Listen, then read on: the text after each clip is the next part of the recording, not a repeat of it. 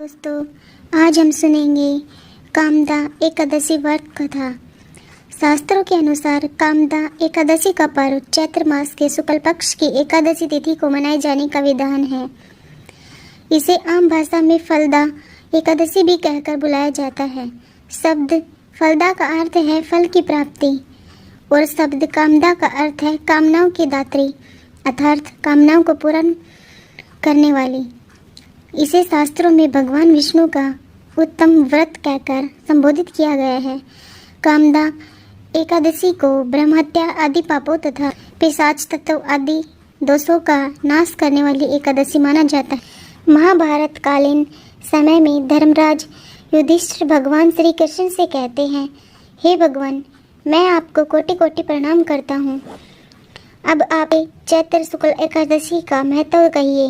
भगवान श्री कृष्ण युधिष्ठिर से कहते हैं कि हे धर्मराज, ये प्रश्न एक समय राजा दिलीप ने गुरु वशिष्ठ से भी पूछा था और जो समाधान गुरु वशिष्ठ ने कहा वो मैं आपसे कहता हूँ।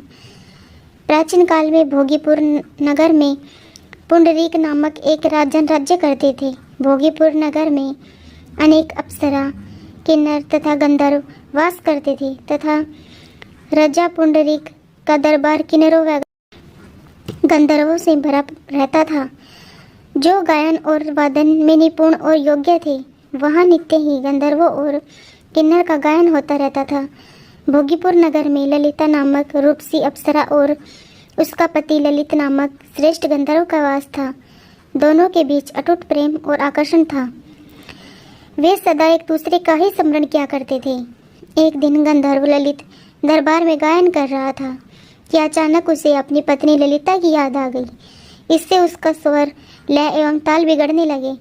इस त्रुटि को कर्कट नामक नाग ने जान लिया और यह बात राजा पुंडरीक को बता दी। राजा को गंधर्व ललित पर बड़ा क्रोध आया। राजा पुंडरीक ने गंधर्व ललित को राक्षस होने का श्राप दे दिया। ललित सहस्त्रों वर्ष तक राक्षस योनि में घूमता रहा। उसकी पत्नी भी उसी का अनुसरण करती रही।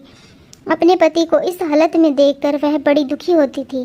कुछ समय पश्चात घूमते घूमते ललित की पत्नी ललिता विंध्य पर्वत पर रहने वाले ऋष्यमुख ऋषि के पास गई और अपने श्रापित पति के उद्धार का उपाय पूछने लगी। ऋषि को उन पर दया आ गई।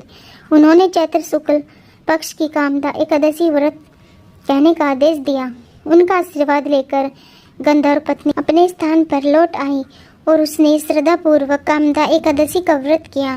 एकादशी व्रत के प्रभाव से इनका श्राप मिट गया और दोनों अपने गंधर्व स्वरूप को प्राप्त हो गई। Thank you.